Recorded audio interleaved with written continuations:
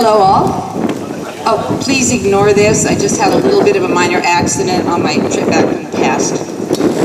My name is Anna Victoria Newman Hampton, and I am humbled but honored to be included in this Talking Tombstones program because I thought it was meant to highlight people who played an important part in the history of Mitchell County.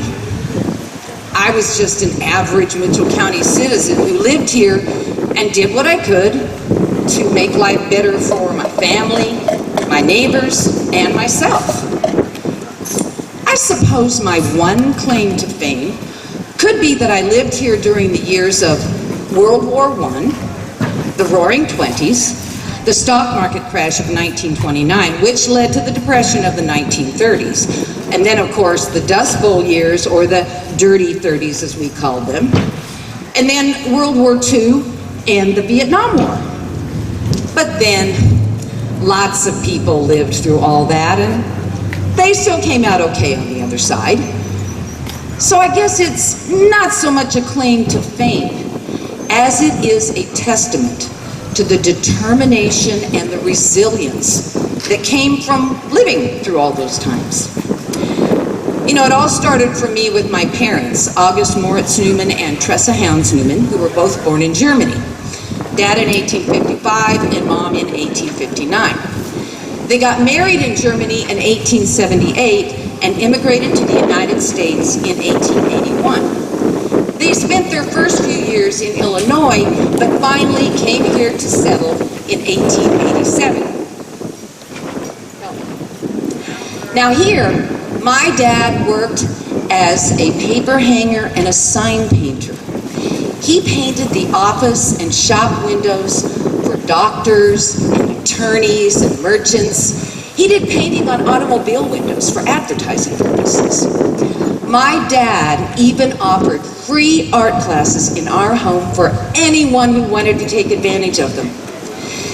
You know, it was through my dad that I was exposed to all sorts of artistic things, including fine china, fancy linens, fine furniture. Oh, not that we had any of that fine china or fine furniture. Oh no, we were not part of the upper class in Beloit.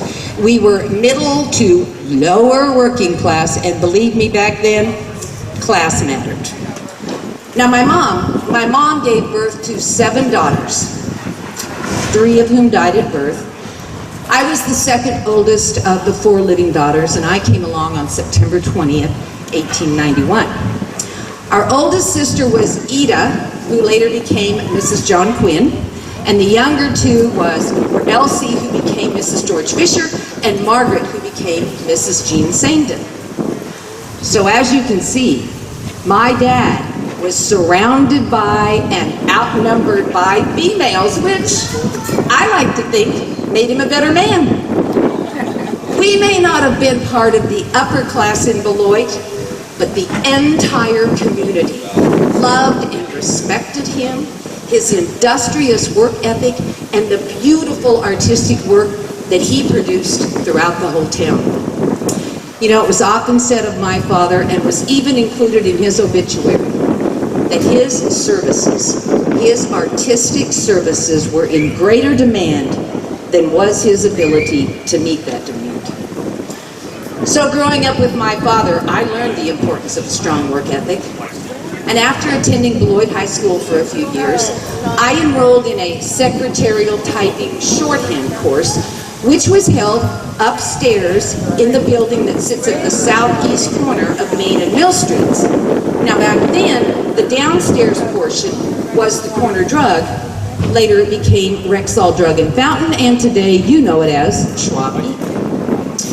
Immediately after finishing that course, I got a job at the Blue Front Cafe, which was owned and operated by Sandy Wagner Jr. and was located at 215 South Mill Street, which was just right over there. At the Blue Front, I learned the ins and outs of running a restaurant, and that knowledge would prove to be very helpful to me just a few years later. Also, while at the Blue Front, I met and fell in love with a young man from Nebraska, William Hampton, We got married on Christmas Eve of 1909 when I was just 18 years old.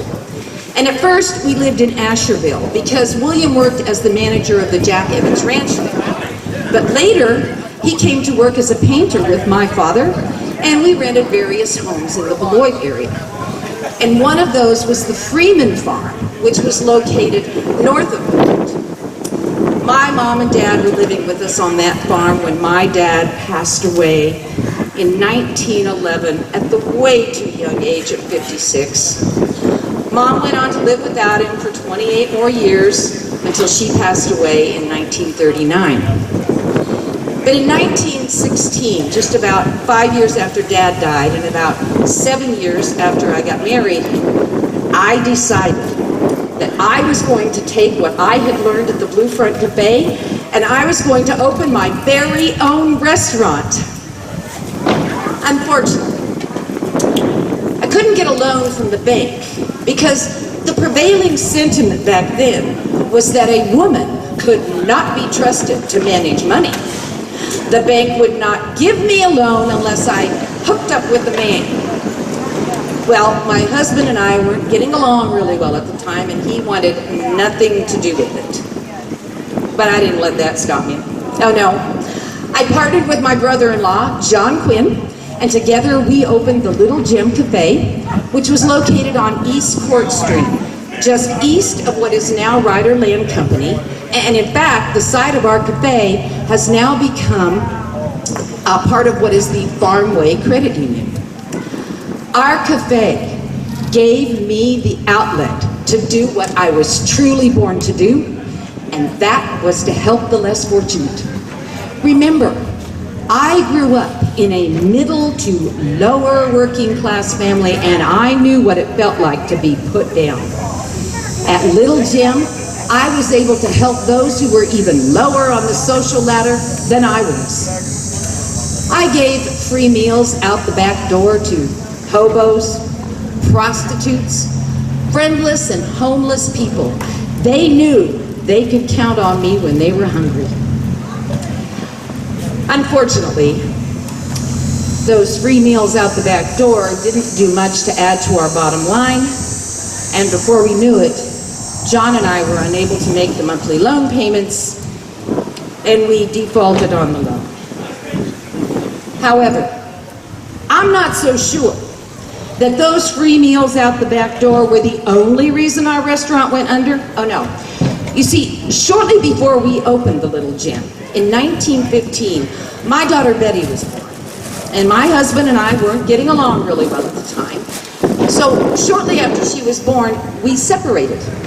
And I suspect that my status as a single mother, or at least a young mother who was separated from her husband, also played a part in the demise of our cafe. Because you see, back then, single mothers, whether never married, separated, or divorced, were not well accepted. No respecting citizen would want to be seen at a restaurant that was owned and operated by a single mother. But once the restaurant went under, I was left with few resources for Betty and myself, so my husband and I reconnected, and Betty and I went to live with him in Nebraska to try to put our family back together. We lived with him there from 1919 to 1924, but by then, I could no longer tolerate his physical and mental abuse, nor was I willing to allow my daughter to continue to witness his abuse. So in 1924, we got a divorce. I returned to Beloit, and this time I was officially a divorced woman and a single mother. And even though divorce laws had become more lenient in the 1920s, the negative social stigma associated with divorce, especially for the woman, was almost as bad as it had been when the Pilgrims came to this country. And as a matter of fact, in the 1920s, here in Kansas, thousands of women who were marginalized due to pregnancy out of wedlock, divorce, and other perceived crimes against chastity were actually imprisoned under the guise of preventing the spread of STDs. According to a state law in force at the time, known as Chapter 205, I knew that I could be imprisoned at any time because I was divorced and had a child. Fortunately, I never was imprisoned, and I was bound and determined to create a good life for Betty and myself, and I was bound and determined to continue to help other marginalized people. So once I returned to Beloit, I went to work for that same brother-in-law, John Quinn, who had opened his very own restaurant, the Quinn Cafe. It was located at 119 East Main, which, as you know, until a few months ago, was the location of the Beloit call offices. I worked as the hostess at the Quinn Cafe, and I loved that job because it allowed me to provide for Betty and myself, and it allowed me to continue to help the less fortunate. I have some fond memories of some of those people I helped. Let me see. Oh yes, there was young Josephine Heydrich Hyman. She lost her mother at age 6 and her father at age 14. And then for a while she was shipped back and forth from one family home to another until finally I was able to get her a job cooking at the Blue Front Cafe where I had worked years earlier. There was also a young woman who was a resident at the girls' school here in Beloit. And in the 1920s, while locked up at the school, she became pregnant. And they were going to ship her off to Topeka to have her baby, take the baby away from her, and then ship her back and lock her back up again at the girls' school. Somehow, I convinced the authorities to give me a year with that young woman. She lived with me. I got her a job at the Quinn Cafe. She kept her baby, and she married a local boy. I encourage these and other young women to do what they could to prepare themselves for the future, to work hard, to read and study and learn, to develop other talents such as painting. Remember, as a divorced woman and a single mother, I knew the struggles of being put down and yet not letting that stop me. I wanted these women to be able to stand up for themselves no matter what their circumstances. And then, things got really bad for everyone. The jaunty era of the Roaring 20s came to an abrupt halt as investments were wiped out overnight on October 29, 1929, when Wall Street's markets collapsed. And even in small towns like Beloit, banks were closing, holding people's savings that they had put away to buy farms, and homes, and land. If a person were lucky, and most weren't, he might get back 16 cents on the dollar, and most got none. The stock market crash and the depression that followed touched every corner of this country and all walks of life. And on top of that, here on the plains, we had to deal with the Dust Bowl, the dirty 30s. By 1933, unemployment was at 25%. Soup lines and lines of job seekers began to form all over the country. Men, and even some women, rode the rails from town to town to town, looking for whatever sort of paying work they could find. You know, there was a saying that came out of that time. I get 3 meals a day: oatmeal, cornmeal, and miss a meal.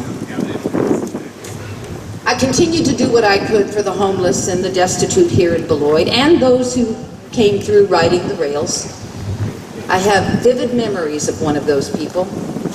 Her name was Myrtle. Myrtle was a prostitute. She said it was the only kind of paying work she could find because she'd never been given the chance to become educated. I found Myrtle jumping from boxcar to boxcar to boxcar, trying to find a place to sleep. So I gave her enough money for a couple of nights' stay at the Oxford Hotel, which sat down by the rails here in Beloit. I would venture to guess those were the only couple of good night's sleep that Myrtle ever got. But as time went on, and as we moved into the next decade, the outlook for the economy and for agriculture began to improve. In the early 1940s, I was still working as the hostess at the Quinn Cafe and still having a ball because that job brought me in touch with so many different people, most of them really good, some not so good. I remember one day when one young newly married couple, Kenny and his wife, came into the restaurant and they were sitting there talking, and then pretty soon they were sitting there arguing, and before I knew it, Kenny had reached across and backhanded his missus across the face. Well, that was more than I could stand. I was over that counter and took him down in seconds. I could not tolerate the abuse of anyone, especially a woman. Remember, I had been there during my short marriage. Finally, in 1954, after 30 years and turning 63, I retired from my job as hostess at the Quinn Cafe, but I did not retire from being the champion for the underdog. Oh no. I gave out books to people who didn't have the means to get their own. I hosted dinner parties for the friendless, the homeless, the mentally and physically challenged, the colored people, in other words, the misfits of town. Do any of you remember the names? Well, you're going to meet one here very soon, Washie Jordan, Effie and Clarkie Winger, Bill Meeker. These were some of the people that I invited to my dinner parties. I used fine china place settings, salt dips, finger bowls, fancy linens, all the sorts of things that these people weren't used to, so that for just a few hours, they could feel as elegant and as important as anyone else in town. You can be sure that the ladies' social clubs did not attend my dinner parties. And in fact, they shunned me even more because I was mingling with the less savory. Oh dear, I just remembered I haven't said much about my dear daughter Betty. By the time I retired in 1954, my daughter Betty had met and married a most wonderful man, Melvin Burnett, and they were happily raising their 4 children, my 4 grandchildren, William age 9, Thomas age 6, David age 5, and Teresa age 3. Melvin was an engineer for the State Highway Commission, and they were living in Belleville. That is, until tragedy struck on February 10th of 1954, when Melvin and Betty were both admitted to the hospital with viral hepatitis. Melvin died 3 days later on February 13th, and Betty died on February 21st. That left 4 young children, all under the age of 10, all alone. So their other grandmother, Mamie Burnett of Glasgow, and I did what we could to take care of those kids and keep them together until 2 angels came along. Alice and Ivan Cable from Jamestown came along, and in May of 1954, they adopted all 4 children and raised them as their own. I continued to live in Beloit until I could no longer live alone. And I went to live with my sister Elsie in Nebraska for a while, and then with a nephew in Lyons, and then with my sister Margaret in Topeka. But I missed Beloit. Beloit and Mitchell County were my home. So in 1968, I moved back to Beloit and moved into the Lewis Nursing Home, where Marie Lewis and her staff took wonderful care of me for 8 years until I passed away in 1976. You know, as they say in life, you win some, you lose some. I lost my parents, 3 sisters, my husband, my daughter and her husband. But over the years, I won the lifelong friendships of so many wonderful people who played an important part in the history of this town and this county. I think I came out okay on the other side. Thank you.